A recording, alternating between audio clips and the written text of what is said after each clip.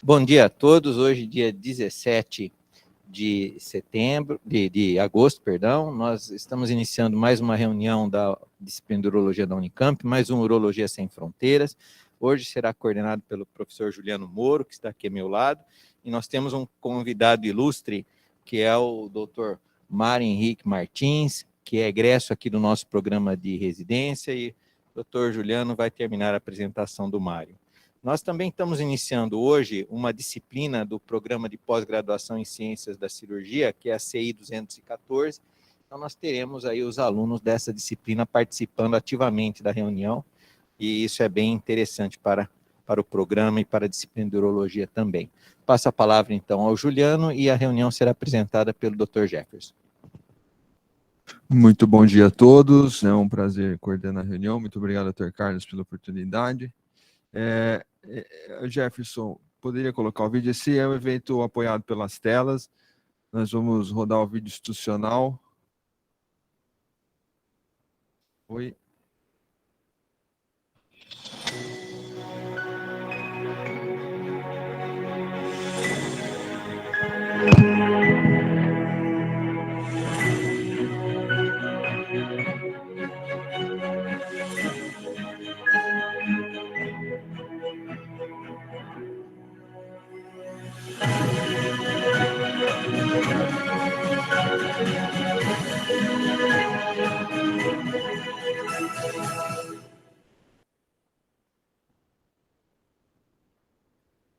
Pronto. Um agradecimento especial para as telas por apoiar esse evento. É uma parceira frequente aqui nos eventos da urologia e isso é muito bom. O roteiro de hoje é uma breve discussão de casos antes da apresentação do Dr. Mário. O Jefferson vai começar com o primeiro caso. Bom dia, meu nome é Jefferson, residente da urologia. Eu vou iniciar o primeiro caso clínico, paciente CRGM de 68 anos, masculino, paciente que dá entrada com quadro de incontinência urinária, paciente que iniciou há 1 ano um aumento da frequência associada à urgência e refere episódios diários de perda de urina, presença de um jato urinário fraco, já em uso de tansulosina e finasterida há 10 anos, paciente obeso, diabético tipo 2, insulino independente com descontrole nos últimos anos. Ao exame físico, o paciente com toque retal com uma próstata de 50 gramas, fibra elástica, sem nodulações palpáveis, com um PSA total de 1, uma urina 1 e urocultura sem alterações, uma função renal preservada, com uma HB glicada de 10,8. No ultrassom de próstata dele, uma próstata de 56 gramas, um detrusor de 2 milímetros com lobo mediano de 12 milímetros e um resíduo pós-miccional de 100, sem alteração no trato urinário superior. Então, vou perguntar ao residente André. André, esse paciente de 68 anos com uma próstata de 50, LUTS misto e perde urina. O que você vai fazer para ele?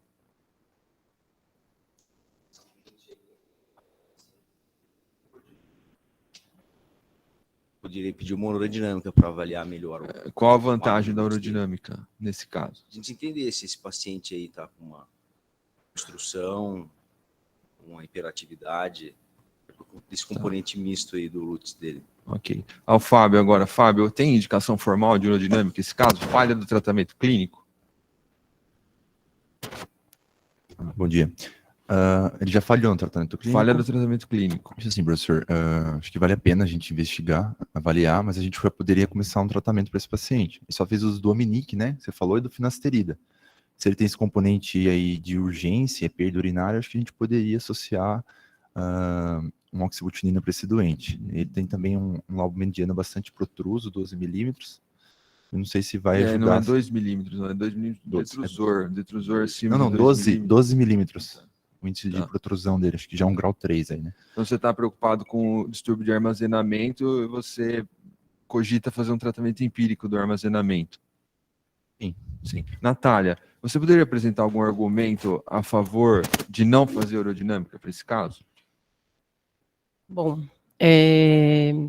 a favor de não fazer, na verdade, o que eu acho que poderia ser feito é, primeiro, realmente otimizar o tratamento clínico, né? Porque se a gente vai fazer urodinâmica considerando a falha do tratamento, a gente deveria estar com o tratamento otimizado. E eu concordo com o Fábio que o componente de urgência não foi tratado ainda. Não foi tratado, tá bom. O Dr. Carlos quer falar. o seguinte, ele tem diabetes descompensado, esse paciente, 10,8 hemoglicada. Ele tem um componente, talvez, funcional devido ao diabetes, pelo alto débito urinário, pela compensação, e a diabetes pode levar a alterações da função vesical, ou hiperatividade ou hipoatividade, depende do grau de evolução.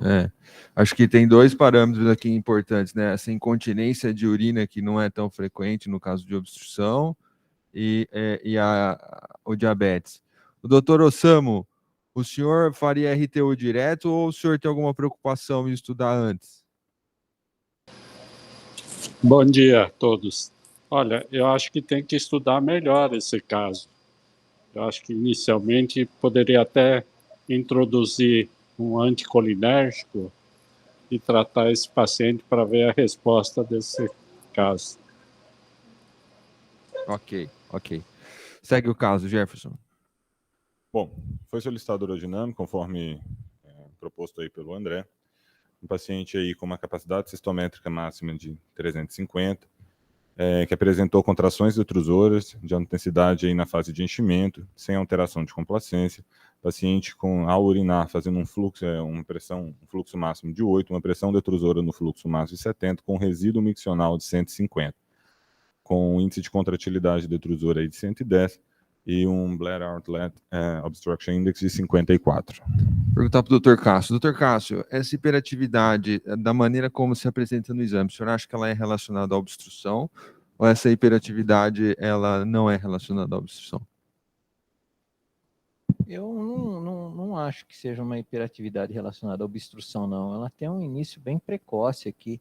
E esse Bladder Outlet Obstruction, eu não sei se nós devemos considerá-lo como correto, porque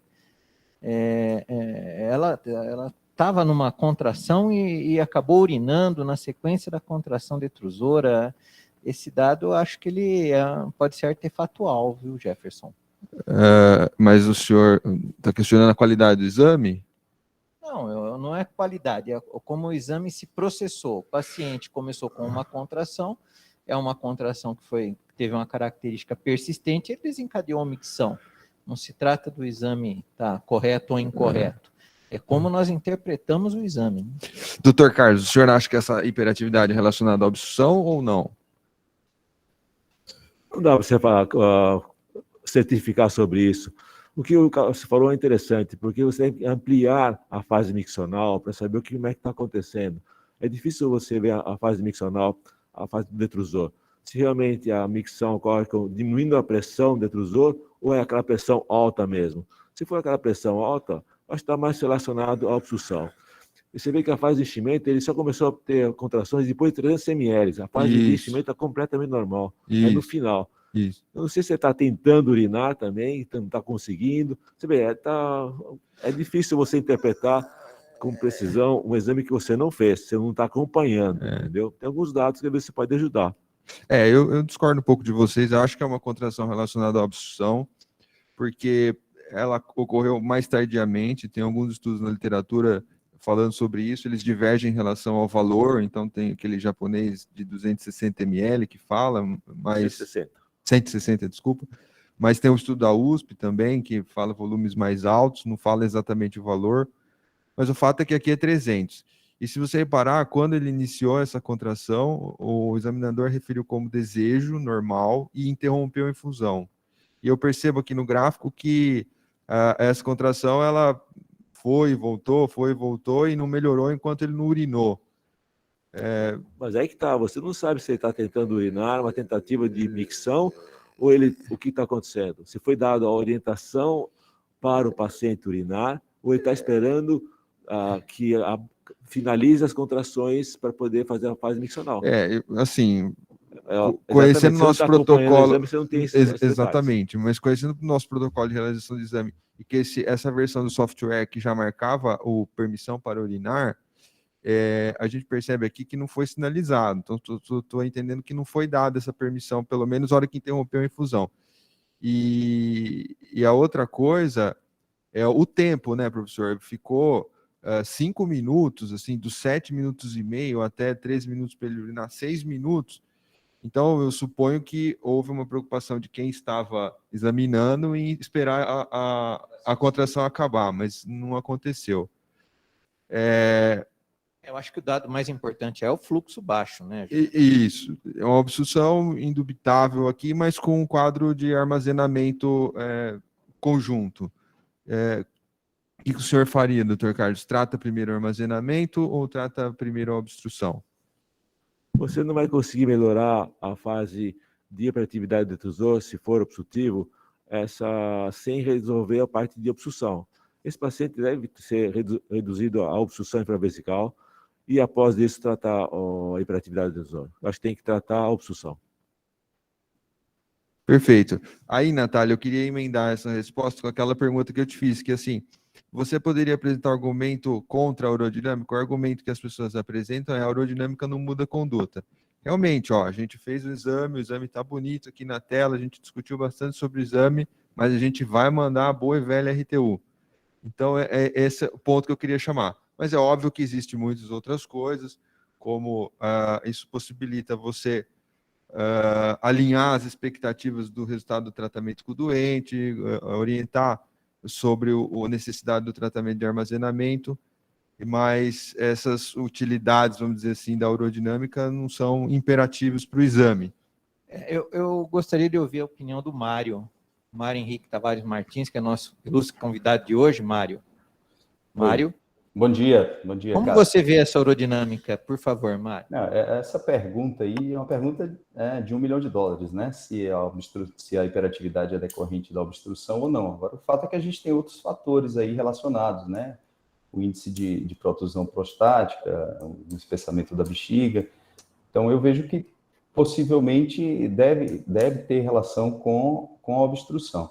Sobre fazer ou não urodinâmica, eu particularmente não sou a favor de ser feito em todos os casos, mas esse paciente diabético, né, com incontinência urinária, eu acho que é mandatório fazer urodinâmica numa situação dessas, para você não ter surpresas no pós-operatório da RTU.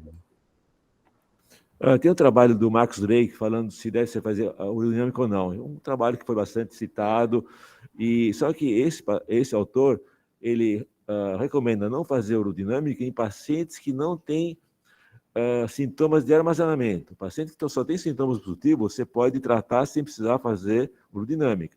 Agora, como esse caso é um caso complexo, de fase de armazenamento, fase de esvaziamento e pós-miccional que tem incontinência, é um caso que complexo, você deve realmente ter uma ajuda na urodinâmica. Veja bem, eu concordo totalmente com a realização de urodinâmica, eu só estou querendo fazer o ponto contra aqui e lembrar que se o senhor abriu o guideline da EAU, naquela listinha azul lá, não tem esse paciente lá, né? Ele teoricamente está fora.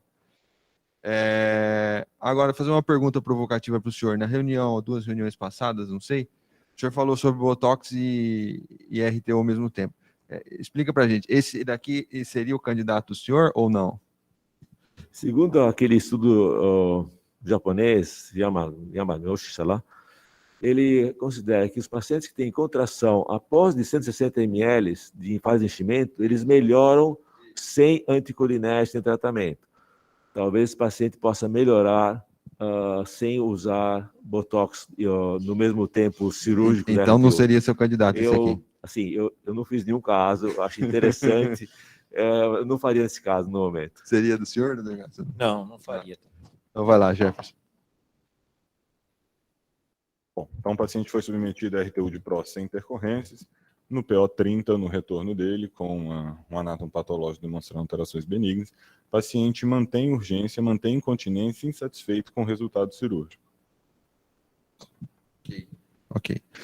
Agora perguntar ao Dr. Lucas, que está acompanhando a reunião. Dr. Lucas, o paciente insatisfeito pós-RTU, o que você sugere? Bom dia a todos. A sugestão, obrigado por convidar. Aqui eu acredito que a gente tem que avaliar direitinho qual o motivo da insatisfação dele. Em grande parte, a insatisfação vai estar justamente pelos sintomas de armazenamento dele. Então, incontinência de urina, está aqui no slide. Ó. A gente mostrou uma fotinha aqui dizendo que está tudo aberto, não é o caso, obviamente, né? Uma foto ilustrativa, mas está tudo aberto e ele continua perdendo urina. Isso é bem interessante, que até o estudo Brasil Lutz mostrou que os principais motivos de insatisfação do paciente com o tratamento no caso, tratamento clínico, são justamente sintomas de armazenamento. E esses sintomas, pelo que eu entendi aqui, não estão tratados ainda. Eu começaria aí usando antimuscarínico para ele, consideraria eventualmente um tratamento combinado até com beta-3 agonista, e se isso não resolver, a gente tem alguns estudos na literatura suportando, sim, o uso da toxina botulínica em homens nesse cenário, mas eu seguiria essa sequência. Mas, Lucas, eu estou bastante confuso com a sua conduta. Você faz tudo uma vez só? Não, professor, eu começaria com o antimuscarínico, que é o que a gente tem mais estudos. O beta-3 agonista também está bastante estudado e é bem suportado nessa E por que você situação. não começa com o beta-3 uma vez que o paciente tem quase 70 anos, você pode ser conectivo? Por que você não começa já com beta-3? Seria uma excelente escolha, principalmente considerando a carga anticolinérgica, a questão neurológica, seria uma ótima escolha. Talvez eu não começaria aqui por uma questão de acesso, talvez, né, essa questão de custo de acesso, mas sim, seria uma ótima escolha. Deixa eu fazer uma pergunta para o doutor Carlos agora. O senhor comentou que havia alguma possibilidade desse paciente melhorar nos sintomas de armazenamento pela desobstrução. Aqui eu estou mostrando para o senhor um resultado de 30 dias. Esse tempo é suficiente? Qual é o tempo bom? 6 meses. Só 6 meses. Mas isso... Então, 6 meses que tem mostrado na literatura. Por isso que é importante você saber de antemão, o paciente está insatisfeito, você começa a tratar com ele e você pode dar uma sugestão, uma esperança para ele poder ficar livre da medicação com o decorrer do tempo. Tá. Deixa eu fazer uma pergunta do doutor Ossamo. Doutor Ossamo, esse paciente com incontinência após ETI, o senhor fica preocupado com lesão esfincteriana ou o senhor acha que isso é besteira por conta da hiperatividade que ele tinha? Sempre a gente tem que se preocupar, né? Isso vai depender de quem fez a RTU. Então, eu acho que provavelmente, se foi empregada uma técnica de não avançar muito perto do vero montano, tudo isso mais, eu acho que é mais por causa da hiperatividade, essa incontinência. Ok. Deixa eu perguntar para o Dr. Mário. Dr. Mário, e agora? Antimuscarínico ou agonista beta-3? Que é a sua preferência? Eu concordo aí com o Dr. Carlos, pela idade dele, 68 anos, teria preferência de começar com beta-3. Se ele, claro, como você falou, como o Lucas falou, né, se ele tiver acesso a comprar o beta-3. Esses residentes que estão atualizados, estudando guideline adoidado para a prova de título, esse paciente é elegível para qual tratamento, primeira linha? Natália. Ambos podem ser usados como primeira linha, na verdade. Agora, se a gente for escolher um antimuscarínico, eu acho que seria válido fazer opção por um antimuscarínico que não penetra a barreira hematoencefálica, como a da difenacina, por exemplo. Ótimo. Tá bom. Jefferson, mostra o próximo slide, por favor. Então, eu separei aqui 2 slides rapidamente para mostrar uma das razões da gente escolher o beta-3 em detrimento dos antimuscarínicos. Então, essas 3 vantagens são frequentemente apresentadas, todas com referência bibliográfica, mas maior persistência e adesão ao tratamento, menor índice de efeitos adversos, principalmente boca seca e constipação, e sem alteração da função cognitiva em pacientes estudados após 65 anos. Na direita da tela tem um gráfico mostrando a taxa de permanência dos pacientes, onde na linha de cima é o agonista beta-3 e nas linhas abaixo são vários antimuscarínicos. Então, vocês reparam que a probabilidade de um paciente estar em tratamento depois de 12 semanas é de 40% com os agonistas beta-3, e esse número fica perto de 20%, né, metade dele com os outros antimuscarínicos. Deixa eu perguntar para a Natália, qual a maior causa de abandono de tratamento em antimuscarínico? Efeitos adversos ou não resposta, né, não resultado com o tratamento. Qual que é o primeiro? Eu não sei o primeiro, honestamente. Eu me lembro, eu tentei estudar esse assunto ontem à noite, eu não consegui encontrar referência, mas eu me lembro que participei de uma reunião dessas na residência, o Dr. Palma falava que era falta de eficácia, né? Mas não é condizente com esse gráfico, por exemplo, porque em relação à eficácia não é superior, realmente os efeitos adversos que são bem menores. Próximo, Jefferson. Uma outra questão é o conceito de carga anticolinérgica, né? Então, rapidamente, a carga anticolinérgica é um índice que leva em conta a dose que o paciente usa, o tipo de anticolinérgico que ele usa, se penetra mais ou menos, se é menos ou mais seletivo, e o tempo que ele usa. Esse estudo é um estudo muito citado, um estudo bem simples, na verdade, mas complexo do ponto de vista de análise estatística. Ele pegou 81 milhões de pacientes dos prontuários americanos do Medicare e Medicaid, e ele avaliou esse índice de carga colinérgica e correlacionou com os pacientes que deram entrada com fratura e quedas, né? Então, você veja que tanto nos gráficos da esquerda, você tem nenhuma baixa ou média e alta carga anticolinérgica, e o evento sempre aumenta conforme a carga anticolinérgica aumenta. Então, se você comparar na figura da direita, pacientes com alta carga anticolinérgica, que são bem frequentes nessa população que nós estamos falando, de bexiga hiperativa, né? Eles têm 40% mais chance de quedas e fraturas, e essa é uma razão bem razoável para se escolher um agonista beta-3 em detrimento de antimuscarínico. Próximo, Jefferson. Portanto, o paciente foi introduzido aí Ibetriq para o paciente, uma vez ao dia, com melhora aí completa dessa incontinência, o paciente agora satisfeito aí com o resultado. Ok. Então vamos para o próximo caso. Próximo caso, paciente AMS, feminino de 60 anos, uma paciente com esclerose múltipla associada a mielopatia torácica. Uma paciente que já vem com algumas infecções urinárias de repetição, chega aí para a gente, é uma paciente com esclerose múltipla, com esse acometimento torácico, paciente cadeirante, um pós-operatório tardio há 7 anos de uma ileovesicostomia, paciente depois da cirurgia já iniciava quadro de urgência, incontinência de urgência e com urina fétida e infecções urinárias. De comorbidades, a paciente hipertensa, ao exame físico foi realizado um toque da ileovesicostomia, presença de um estreitamento junto à poneurose. Nos laboratoriais tinha uma creatinina de 1,3, ultrassom de rins e vias com rins normais e uma bexiga repleta, aí com 300 ml. Deixa eu fazer uma pergunta para o Arthur, desculpa. Arthur, essa paciente fez uma ileovesicostomia, uma derivação incontinente, e ela está tendo urgência miccional. O que você acha? Bom dia. Bom, se ela tem uma derivação que seria incontinente, teoricamente não era para estar tendo uma urgência, porque deve estar acontecendo alguma coisa, algum estreitamento ali realmente da Mas derivação. Independente disso, o que está acontecendo com a bexiga? Eu te dei uma pista no ultrassom. Ela está ficando cheia. A bexiga está enchendo, não era para encher. Ok, para o André agora. André, a bexiga de um paciente com ileovésicos está enchendo. Como você investiga?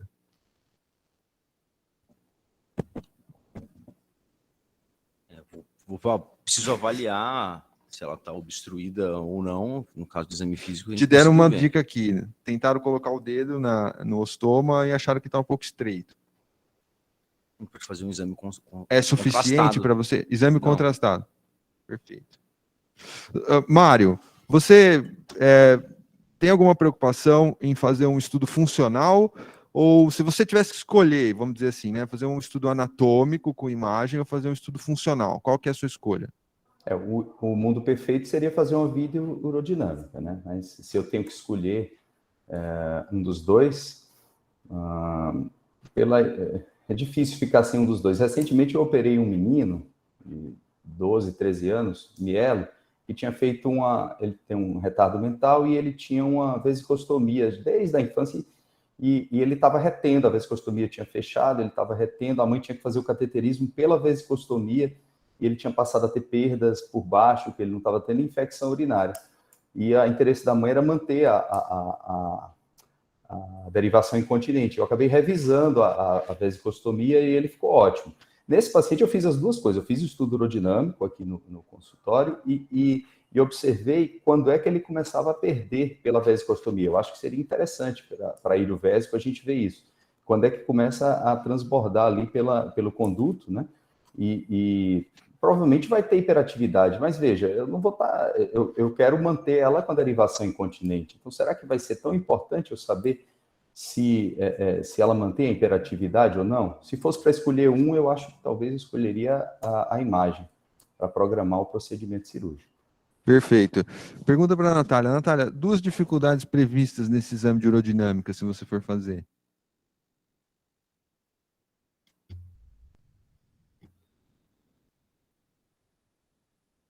Bom, a paciente não vai possivelmente ter sensibilidade. talvez você vai ter dificuldade, não sei o quanto estreitado tá no toque, né? Se seria possível, acredito que seria possível para passar uma sonda, mas pode ser uma dificuldade para passar. Fábio está querendo ajudar, por favor, Fábio. Acho também obstruir também ali a... Dificuldade de encher a bexiga, Sim, né? acho que vai ficar Acho que esse é o maior transbordando. problema. E eu concordo inteiramente com o Mário que não é a prioridade aqui, porque já foi optado lá no passado por transformar a paciente numa paciente incontinente. Você concorda, doutor Carlos? Tá bom. Mostra os exames que temos. Eu trouxe esse caso porque eu achei as imagens muito boas para a gente discutir. Ok. Tem um raio-x simples raio-x aqui. simples, Pode passar. perfil.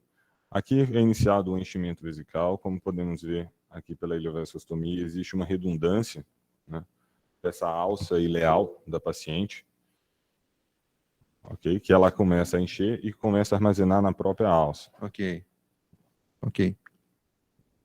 Aqui, né, o extravasamento para a bolsa. Sim. Aí tem essa imagem, foi feita um pouco depois, mas é importante colocar agora, porque comentou, né, que a aponeurose estava meio estreita e tal. Mostra a tomografia. Eu não estou dizendo que deve fazer tomografia sempre, não é isso, mas olha que imagem interessante. Vocês vejam que na imagem a primeira de cima lá, você tem, aliás, a do meio, você tem um gap, né, entre os músculos onde está a passagem do ostoma, que parece subcentimétrico, né? Acho que não dá nem 1 centímetro ali. E realmente colabora com a impressão do exame clínico que ali tem um ponto estreito. Doutor Cássio, e agora? O Jefferson mostrou um exame que parece que a alça está redundante e um outro exame confirmando que o ostoma tem problemas lá na aponevrose.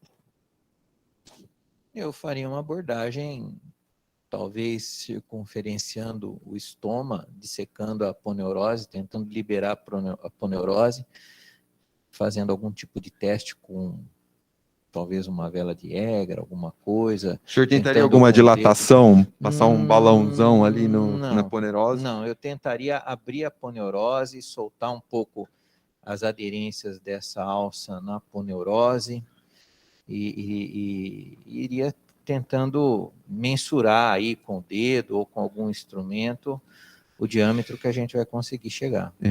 Uma outra pergunta. Ele falou da redundância. Eu não sei se seria o caso, eu não consegui ver direito isso daí.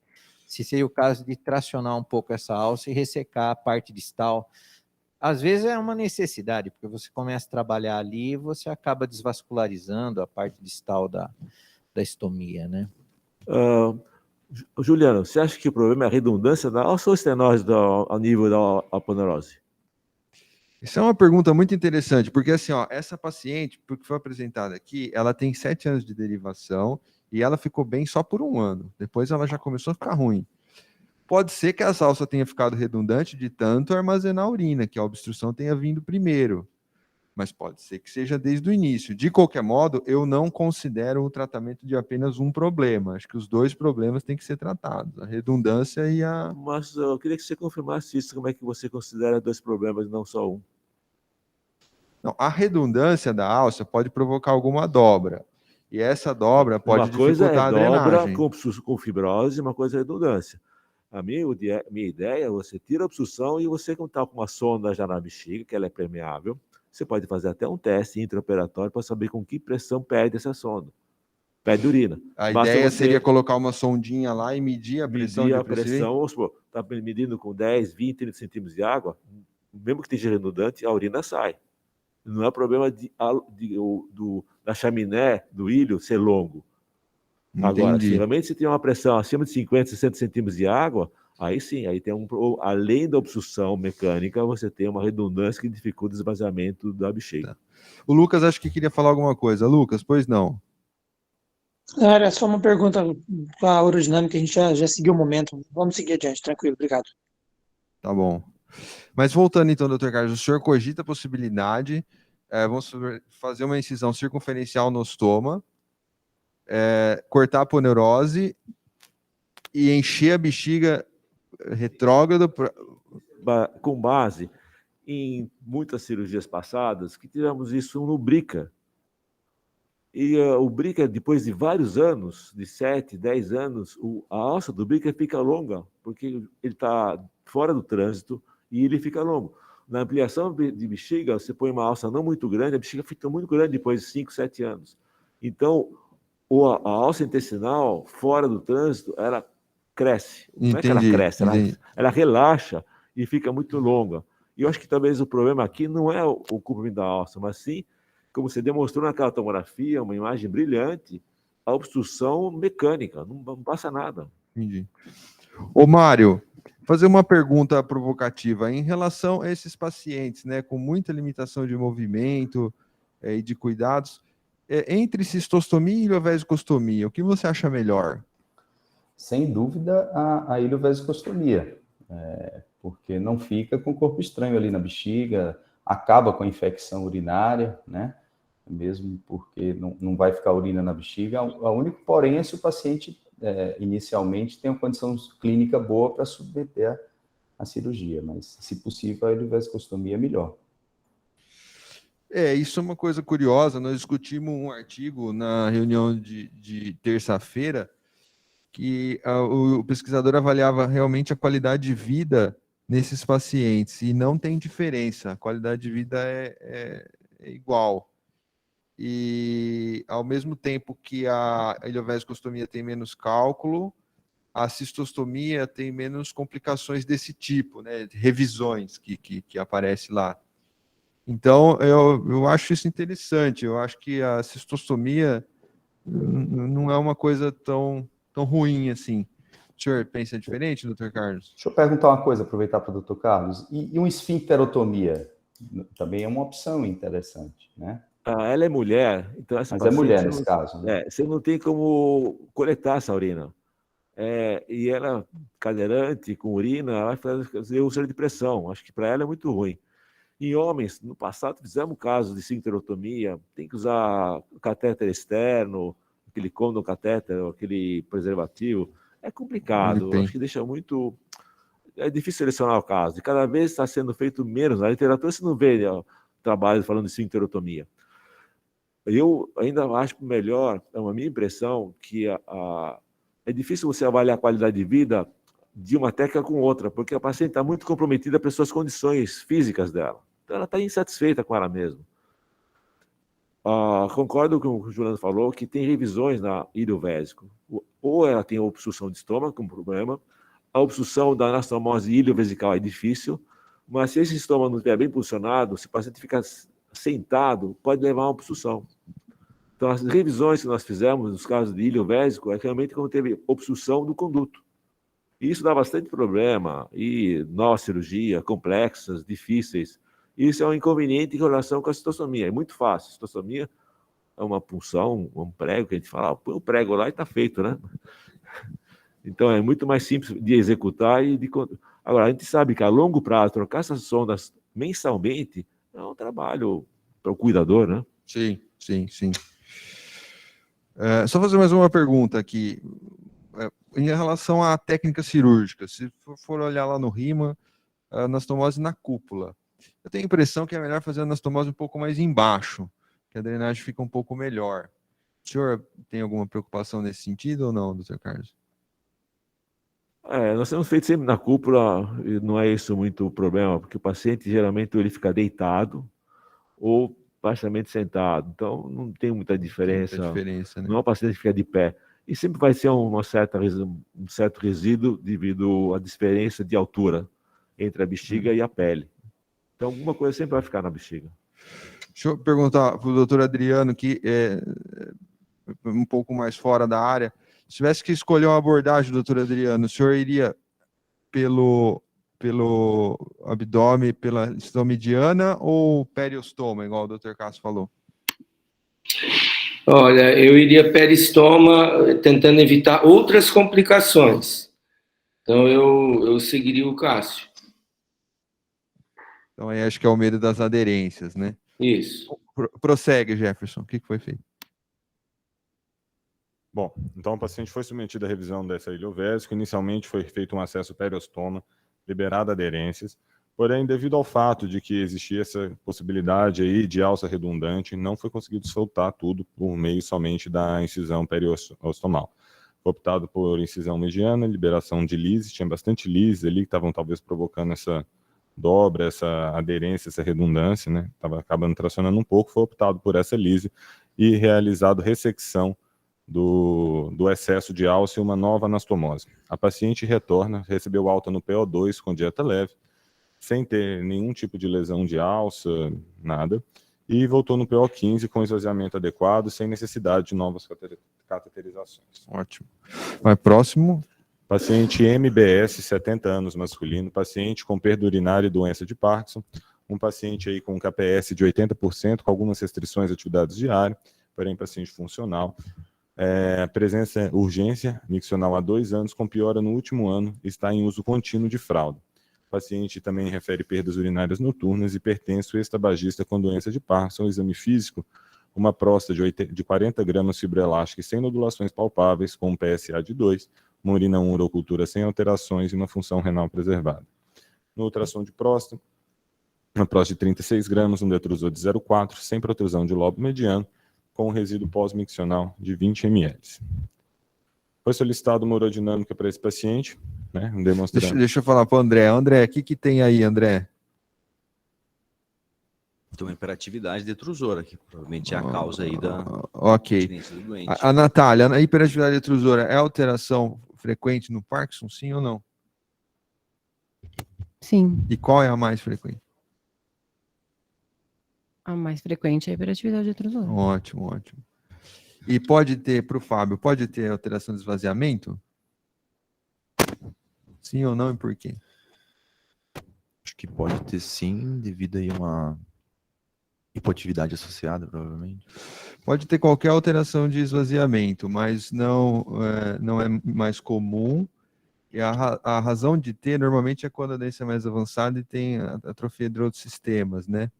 Então, a substância nigra estriatal fica um pouco mais para baixo no mesencéfalo e, normalmente, as lesões do mesencéfalo dão menos quadro de esvaziamento. Agora a gente está diante de um paciente com Parkinson e hiperatividade detrusora. Alguma preocupação com a próstata, doutor Carlos? Pois é, a gente não vê a fase miccional aí, né? Não. Ele não urinou durante o exame? Não, ele tinha as contrações e perdia.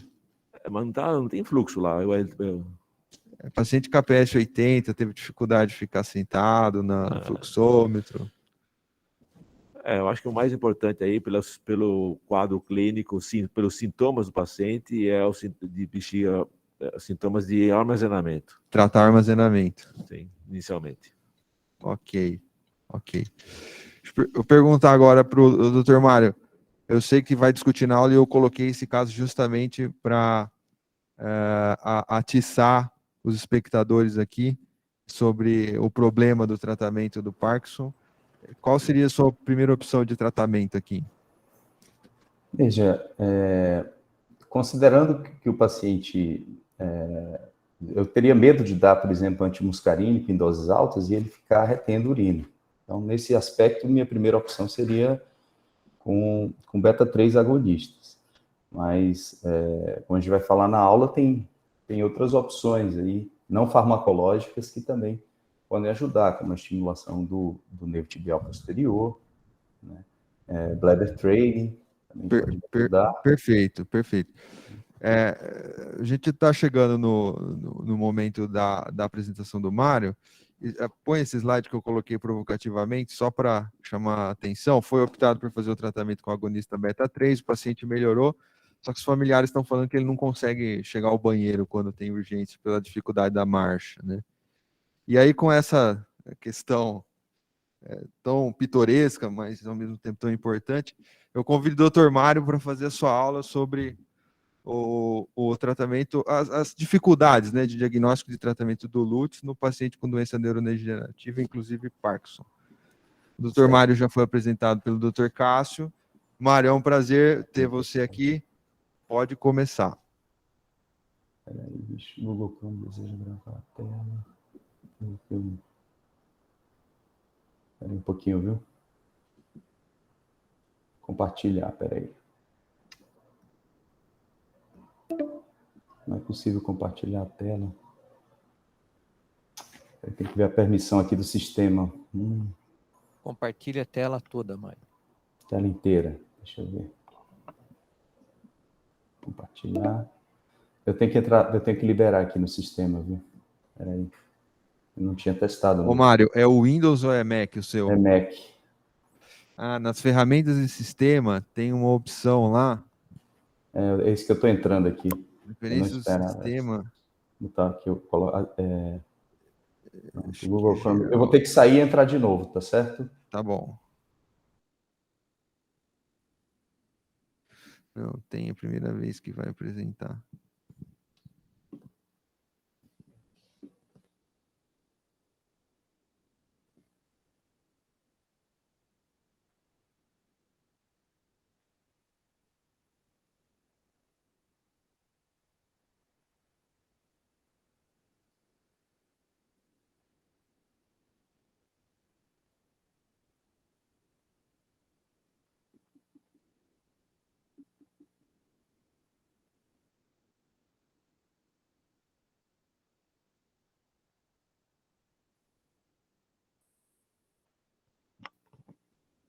Enquanto o Mário se coloca lá e acerta, deixa eu perguntar uma coisa para o professor Carlos.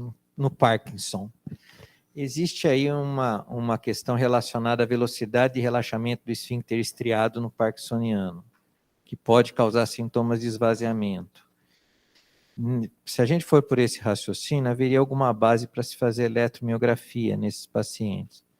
Como é que o senhor costuma fazer? O senhor faz, não faz? É difícil, não é interpretável? Isso é uma pergunta muito difícil de responder, porque em todos os livros falam desse problema esfincteriano. E o que eu tenho visto nos pacientes são todos problemas de armazenamento. E muitas vezes são armazenamento e dificuldades de vazamento por aumento bem da próstata. E tem muito medo em fazer uma ressecção nesses pacientes. E você fica tratando, o paciente fica sintomático, sem melhora por anos. E se você fizer muitas vezes uma RTU e tratar um pouco melhor essa hiperatividade neurogênica, você melhora muito a qualidade de vida do paciente. Eu nunca fiz um diagnóstico com certeza se era esse problema do esfíncter estriado que não relaxa. Todo mundo fala, mas eu não encontrei ainda. Então, eu não sei. O senhor é a pessoa que mais tem experiência, que o Mário entrou ou não? Então vamos seguir com o Mário. Tá compartilhando. Certo agora, Mário? Eu acho que sim. Estamos vendo. Tá vendo? Tá tudo certo. Tudo certo. Só põe em modo de apresentação. Isso, espera aí. Pronto, agora. Pronto, tá todo mundo vendo? Então vamos começar aqui. Bem, pessoal, então é uma alegria muito grande eu estar aqui junto com os amigos aqui da disciplina de urologia da Unicamp, a quem eu devo toda a minha formação em urologia e a quem eu não deixo nunca de falar a alegria de eu estar próximo de todos e mesmo estando distante, me sinto um pouco parte da disciplina. Obrigado pela oportunidade de estar aqui com vocês. Bem, as doenças neurodegenerativas, que é o que eu vou falar, né, são afecções que cursam com perda progressiva e irreversível da função do sistema nervoso central ou periférico. A mais comum de todas é a doença de Alzheimer. A segunda mais comum é a doença de Parkinson, mas temos outras patologias, como a esclerose múltipla, neoplasias, traumatismo crânioencefálico. Sempre é importante a gente lembrar, quando a gente fala em disfunção miccional de origem neurogênica, do que é esperado em lesões suprapontinas, que é o caso aqui da doença de Parkinson, de AVC, de tumores. A gente espera que o paciente apresente mais sintomas de armazenamento e geralmente com o resíduo pós-miccional diminuído e com hiperatividade detrusora. Como nós falamos também um pouco da esclerose múltipla, é importante lembrar que a esclerose múltipla pode ter um comprometimento espinhal, isso gerando até risco para o trato urinário superior.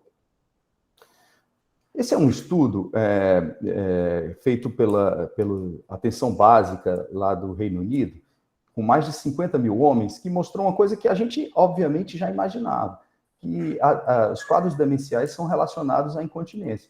E o que o estudo mostrou que tanto homens quanto mulheres que tinham demência, eles apresentavam maior risco de ter incontinência do que os que não tinham, em qualquer faixa etária. O estudo também avaliou o uso de sonda vesical. tanto em homens quanto em mulheres, e também mostrou a mesma coisa, estatisticamente significativo, tanto homens quanto mulheres que tinham quadros demenciais tinham maior chance de usar a sonda. Por que isso é importante? Porque no meio de tantos problemas, o paciente ainda tem um problema urológico que impacta sobremaneira a qualidade de vida dele. Antes da gente fechar um diagnóstico, é sempre importante a gente excluir causas reversíveis para a disfunção miccional, como, por exemplo, delírio, infecções urinárias, uso de drogas, a própria dificuldade de locomoção, que pode causar uma incontinência, a impactação fecal, que é um fator coadjuvante muito importante nesses casos. E o desafio para a gente tratar esse tipo de problema é que a fisiopatologia desses pacientes é mais complexa. Não é só hiperatividade, tem incontinência de esforço, às vezes tem transbordamento, tem o problema da mobilidade, cognição diminuída, visão, problemas psicossociais, comorbidades várias que são mais comuns nessa faixa etária, como hiperplasia da próstata, diabetes, como a gente viu no caso, insuficiência cardíaca com edemas, aumentando a poliúria noturna também, prolapsos, que não foi falado, mas que também pode gerar disfunções miccionais e é mais prevalente nessa população. Enfim, montar esse quebra-cabeça é o desafio do urologista que vai tratar o problema. Vamos falar mais da doença de Parkinson, que é o foco dessa aula. Como eu já falei, a segunda doença neurodegenerativa mais comum, ela é relacionada à perda de neurônios dopaminérgicos, no caso nos núcleos da base, e suspeita-se de um acúmulo intracelular de alfa-sinucleína. A prevalência é de 100 a 180 por 100 mil pessoas. Os sintomas motores são bem conhecidos, com tremores, identificação de dificuldade de marcha, bradicinesia. Temos também os problemas neuropsiquiátricos, com demência, distúrbios do sono, e os distúrbios autonômicos, que é o foco aqui da nossa aula, que além da constipação, tem os sintomas de bexiga hiperativa, que são os mais comuns. Em média, 50% dos pacientes com Parkinson vão apresentar LUTS em algum momento. E a gravidade da doença é proporcional à incidência do LUTS. Ou seja, quanto mais grave, mais sintomas urinários o paciente vai ter. Essa publicação do Lancet, uma revisão sobre doença de Parkinson, não com foco em urologia, mas com todos os aspectos da doença, mostra que a doença já começa com sintomas prodrômicos, às vezes até 20 anos antes do início do quadro típico, com os sintomas motores. E os sintomas urinários, eles vão começar logo depois e vão piorando outros sintomas não motores à medida que o tempo passa. Então, LUTS em Parkinson. Postula-se que ele seja resultante da não inibição do reflexo da micção, como qualquer doença suprapontina, de forma que os sintomas mais comuns, em torno de mais de 50%, são sintomas de armazenamento. 11% ainda tem sintomas puros de esvaziamento e 34% LUTS misto. Os achados urodinâmicos do Parkinson, o mais comum é a hiperatividade detrusora, em mais de 60% dos casos. A hipoatividade isoladamente também pode ser encontrada em 8%, e o exame pode ser normal em até 25% dos casos. Chama atenção aqui para o achado da pseudodissinergia, que se caracteriza por uma hesitância para urinar, que é muito comum em alguns desses pacientes e é achado em urodinâmica em até 3% dos casos. Essa pseudodissinergismo, eu achei interessante essa publicação, essa ilustração, mostra para diferenciar do dissinergismo verdadeiro. Notem que na eletromiografia, o paciente demora um pouco para relaxar já durante a contração detrusora, isso num paciente de Parkinson, mas depois ele relaxa completamente o esfíncter e consegue ter um fluxo. Mas antes de terminar a contração detrusora, o esfíncter dele volta a ter atividade e dificulta, acaba tendo uma certa hesitação para urinar, interrupção do jato. Bem diferente do dissinergismo clássico dos traumatismos raquimedulares, em que há uma intensa atividade esfincteriana durante toda a contração detrusora e durante toda a fase miccional. O Juliano falou da atrofia de músculos e sistemas, e eu acho importante que a gente falar alguma coisa disso, porque a atrofia de músculos e sistemas, ela se assemelha muito ao Parkinson, inclusive com os tremores. E 50% desses pacientes, eles inicialmente são diagnosticados como Parkinson, mas eles seriam uma forma mais progressiva do Parkinson. Então, além dos sintomas típicos do Parkinson, o paciente pode apresentar hipotensão e retenção urinária, que é um dos sintomas mais comuns aí para diferenciar a atrofia do Parkinson em si. Constipação, ataxia, instabilidade postural, de forma que esse conjunto de sintomas a gente conhece como síndrome de Shay-Drager. A incidência, por sorte, a incidência da atrofia de múltiplos sistemas ela é 10 vezes menor do que a de Parkinson. O diagnóstico diferencial entre as duas começa a haver essa suspeita, principalmente pelo resíduo pós-miccional elevado. E estudos de vídeo urodinâmica, eles postulam uma ideia diferente para a incontinência urinária nesses pacientes. Seria que o colo vesical fica aberto já no início do enchimento, sem contração detrusora na fase de enchimento, gerando uma perda já espontânea. de forma que, por exemplo, os tratamentos de hiperatividade que a gente emprega para o Parkinson geralmente não causam melhora da incontinência exatamente por esse motivo. Então, é um caso que você, por exemplo, um paciente que não respondeu ao antimuscarínico e que está com retenção, você deve pensar nessa possibilidade de atrofia de múltiplos sistemas. E estudo urodinâmico no Parkinson? A gente vê que acaba sendo bastante necessário pela complexidade dos casos.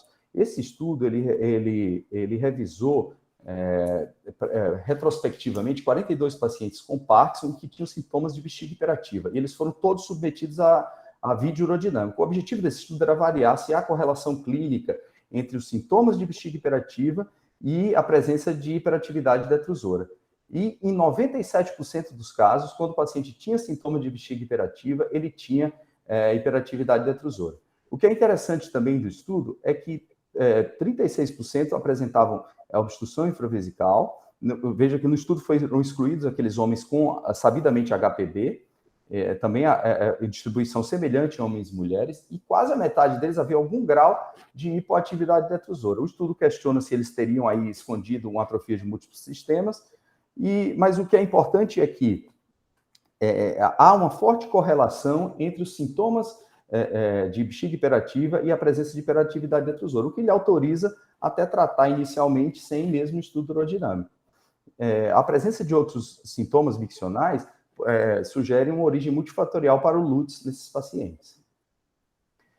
Vamos então para o tratamento, né, que eu acho que é um dos focos principais da nossa aula.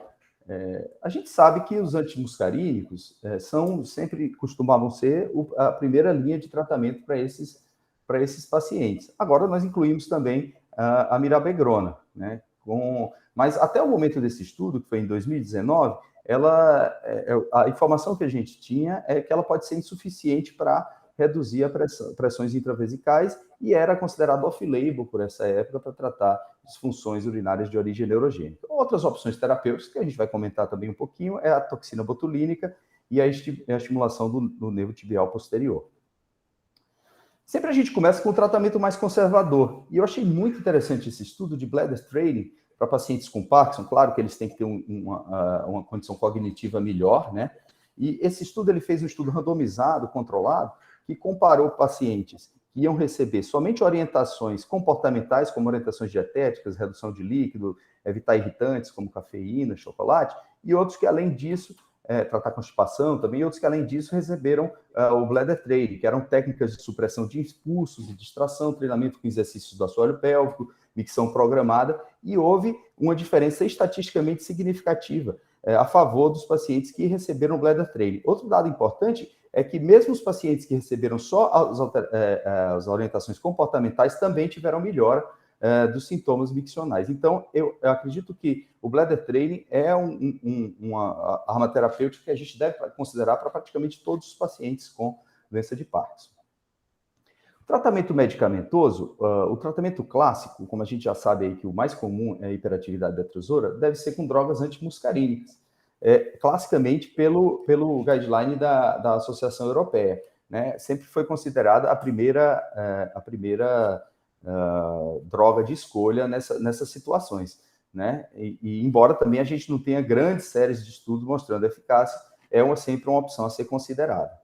Porém, os antimuscarínicos são associados a um risco aumentado de comprometimento cognitivo, de desempenho funcional, para prejudicar o desempenho do paciente. Ao longo prazo, há até relatos de alterações na ressonância magnética com atrofia cerebral, degeneração da mácula e vários outros sintomas e efeitos colaterais. Então, o que a gente faz? Primeiro, evitar a oxibutinina. A oxibutinina que tem a carga anticolinérgica maior, está associada, de todos os anticolinérgicos, é o que está mais associado a alterações cognitivas. Se você quiser usar um anticolinérgico, dê preferência para o maior segurança, como darifenacina e o tróspido. E é importante aí você considerar outras modalidades terapêuticas, além do beta-3 agonista, neuromodulação e toxina botulínica. Vejam que interessante a comparação aqui dos dois guidelines, os guidelines da Sociedade Americana e da Sociedade Europeia. O da Sociedade Europeia, publicado esse ano, ele falava que a mirabegrona não melhorava parâmetros urodinâmicos. Já o da Sociedade Americana, ele já, publicado em 2021, ele já recomendava o uso de beta-3 agonista para pacientes com disfunção de origem neurogênica. Então, ficou essa dúvida E para tirar essa dúvida, a gente foi atrás da literatura mais recente. Esse estudo, publicado também em 2019, ele mostrou o uso de mirabegrona em paciente com bexiga hiperativa secundária a Parkinson. Foi um estudo prospectivo, excluiu comorbidades como HPV e prolapso.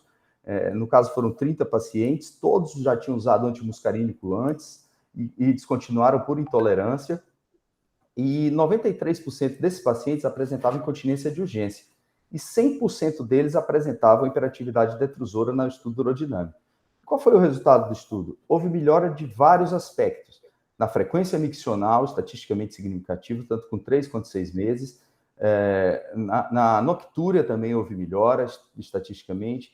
Na quantidade na frequência dos episódios de urgência durante o dia e também nos episódios de incontinência urinária durante o dia, sem alterações no fluxo e sem alterações no resíduo pós-miccional. Então, a conclusão desse estudo é que o uso de mirabegrona em pacientes com Parkinson e sintomas de armazenamento traz melhora em sintomas urinários. Esse outro estudo também avaliou 50 pacientes, também em sua maioria, que já haviam feito uso de anticolinérgicos, que também tratados com mirabegrona. Houve nesse estudo também melhora dos sintomas urinários, melhora da incontinência, diminuição do número de PEDs por dia e melhora da nactúria.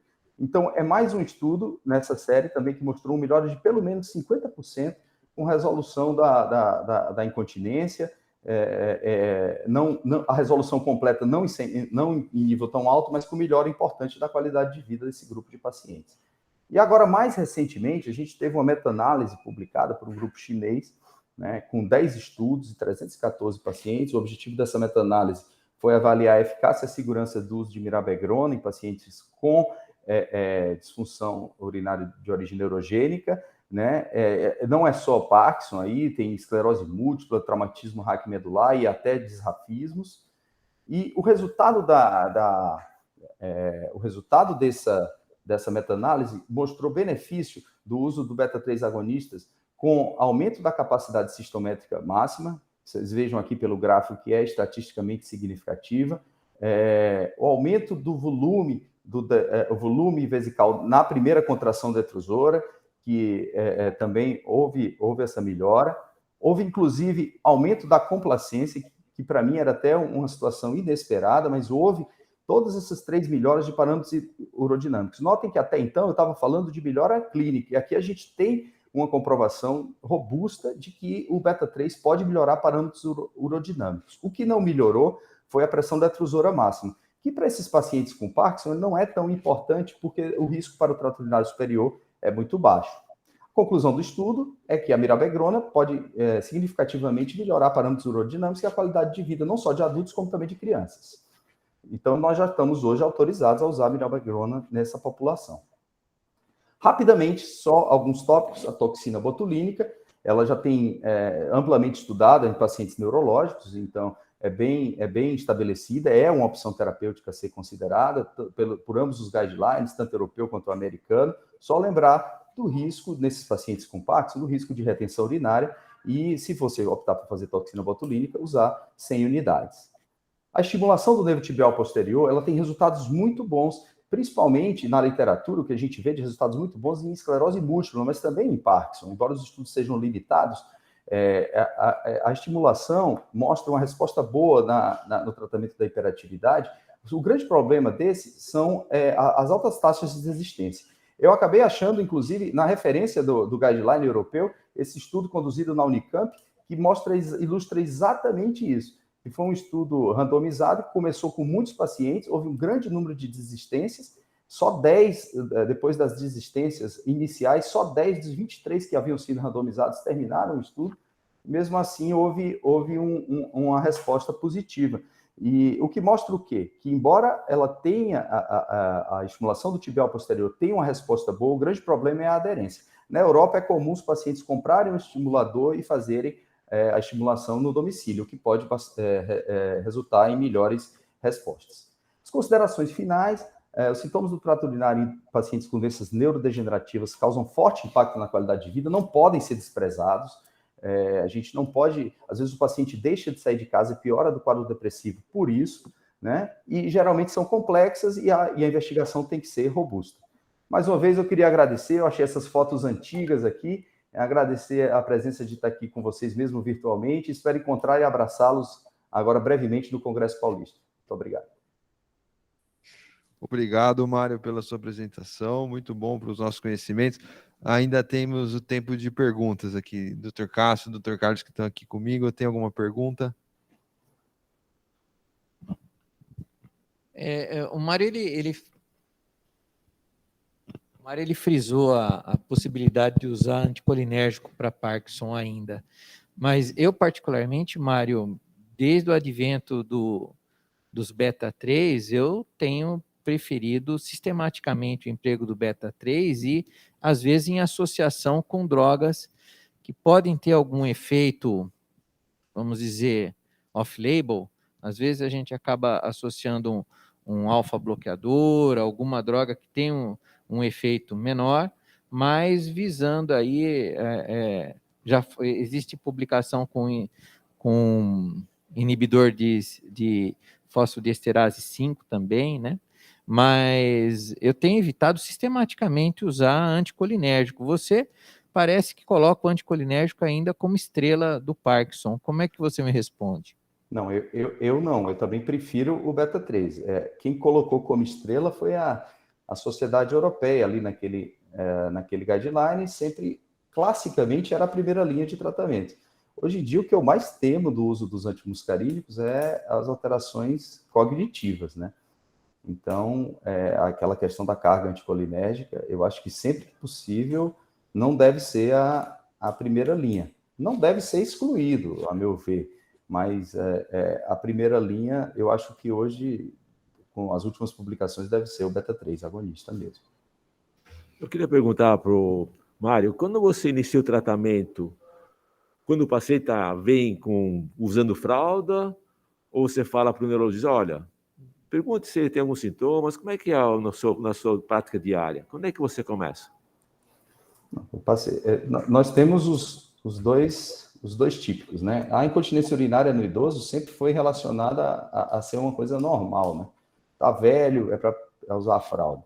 Então, a gente tem aquele paciente que vem usando fralda e já há algum tempo e não está nem muito estimulado, né, a querer resolver o problema. E tem o outro paciente mais ativo ainda, que ele vem com sintomas de urge de incontinência e quer se livrar da fralda, é o que ele mais deseja, né? Infelizmente, alguns neurologistas, eles não dão tanta importância aos sintomas urinários, fazendo com que esses pacientes tenham esse problema, não sejam tratados adequadamente. Mas eu vejo que essa situação tem mudado. Ô, Mário, eu queria fazer uma pergunta conceitual aqui, que você não tocou na aula, que o tratamento do Parkinson, em geral, a levodopa, em geral, não melhora os sintomas urinários. Mas recentemente não, já há um tempo, mas agora um pouco mais popular, o implante de moduladores talâmicos, né, ou peritalâmicos, como tratamento para o distúrbio de movimento do Parkinson. Qual o resultado desses métodos nos sintomas urinários? Você tem alguma evidência? Muda os sintomas urinários ou não? Dos estimuladores talâmicos? Estimuladores talâmicos. Eu não conheço. A gente tem alguns estudos de neuromodulação sacral com resultados, alguns até animadores em alguns pacientes. Agora, estimulador talâmico, confesso que não tenho essa informação. Até gostaria de saber.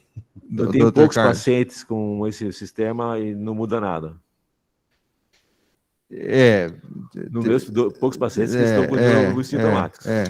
Eu tô com uma colinha aqui, então é sacanagem, mas realmente o estimulador talâmico tem um potencial de melhorar a condição de armazenamento, tanto em relação à capacidade quanto em relação à hiperatividade. O estudo mais robusto avaliou 114 pacientes e não é tão novo, um estudo de 2012, 2013. Então, é uma coisa interessante para a gente que trabalha na universidade e tal, tentar entender que a compensação dopaminérgica não muda nada, né? Mas o estimulador... a questão aí vai para a fisiologia. Fisiopatologia, né, do problema. Se a gente vai discutir ali o papel dos núcleos da base e da dopamina na gênese da disfunção miccional.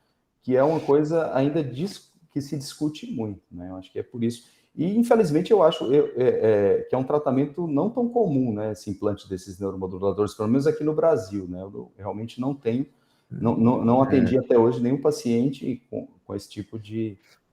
Eu tenho 2 pacientes de acompanhamento no consultório, os 2 estão muito mal, com cistostomia, mas não é uma boa experiência. Eu acho que esses pacientes que colocam esses moduladores já estão com uma doença muito avançada. Então já está muito complexo o caso. O caso é variável, viu, professor? É muito variável. Deixa eu fazer uma pergunta do doutor Ossamo, que é mais antigo. Doutor Ossamo, tem algum problema fazer RTU em paciente com Parkinson?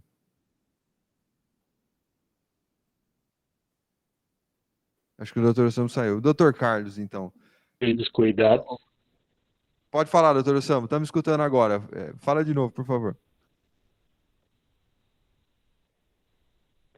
Não, eu acho que com tratamento primário, tudo isso mais, eu acho que tem indicação também de fazer RTU. Mas tem que orientar bem os pacientes, né? Mas pode manter esse sintoma. O senhor tem algum receio de fazer RTU nesses pacientes? Incontinência urinária é maior, menor? Eu acho que sim. Eu acho que sim. Tem que ter uns cuidados, tem que ter uma boa orientação do paciente. Acho que tem que estar ciente de tudo isso. O que o senhor acha, doutor Carlos? No Campbell tem uma parte específica sobre isso, falando assim que até 88 os estudos impediam a RTU em Parkinson, que um estudo Staskin, alguma coisa assim, mostrava incontinência nos pacientes. E só 10 anos depois que apareceram os primeiros estudos que mostraram que não era bem assim. O senhor tem quer dividir alguma experiência da história da medicina? O paciente tem uma disfunção vesical neurogênica.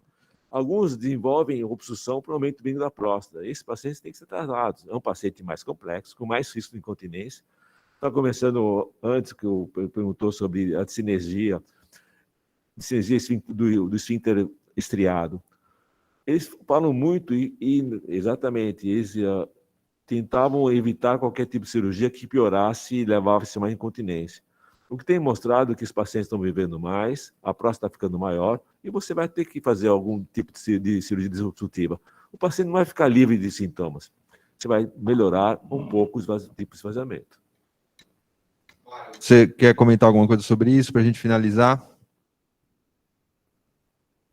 RTU em Parkinson. Eu? Isso. Eu acho que a gente deve fazer. Eu acho que se você vê ali claramente fatores obstrutivos, como principalmente protusão prostática, próstata grande, a obstrução no estudo urodinâmico, que a gente viu nesse caso que foi mostrado, que é uma dificuldade, né? Sempre fico com aquela dica do professor D'Ancona de a gente expandir o estudo miccional, mas eu acho que muitos desses pacientes se beneficiam do tratamento cirúrgico do HPB. A questão é orientá-los, como já foi falado, do risco de piora da incontinência, mas eu acho que deve ser tentado sim. Eu acho que uma ligação direta com essa pergunta é a importância da urodinâmica nesses pacientes, né? Todo mundo aqui está subentendendo que é obrigatório, mas às vezes alguns que nos assistem e não são tão familiarizados com o exame não consideram isso, mas eu acho que é fundamental operar um paciente com Parkinson com urodinâmica antes. E aí, talvez a coisa nova que eu tenho a dizer seria a questão da atrofia de múltiplos sistemas, que é mais associado com piora de incontinência após a RTU, mas você pode ter pistas disso no estudo urodinâmico, que você vai ver os distúrbios de esvaziamento, que normalmente só no Parkinson isolado não tem. Bom, eu acho que já estamos no final do nosso tempo. Acho que foi uma boa reunião. Muito obrigado, Dr. Castro. Muito obrigado, Dr. Carlos. E eu passo a palavra para o Dr. Castro para o encerramento. E muito obrigado ao Mário, tá? E às telas também por apoiar o evento. Mais uma vez, obrigado. Dr. Carlos. Eu agradeço ao Mário aí a disposição de estar com a gente. Agradeço a Priscila, que é a consultora das telas, que está nos assistindo aqui online também. Muito obrigado, Priscila, por todo o apoio aí que as telas prestam a gente, a Priscila ali, ó. e é muito importante para as nossas atividades Bom acadêmicas. dia, gente. Obrigada. Eu que agradeço, doutor Castro, a oportunidade de estar aqui com vocês no Urologia Sem Fronteiras. Tá. Esse vídeo ele vai ficar disponível no nosso canal do YouTube, e eu convido a todos para nos acompanharem na semana que vem com uma nova reunião, com outro tema excitante aí da urologia. Muito obrigado, bom dia a todos. Bom dia, pessoal. Bom dia.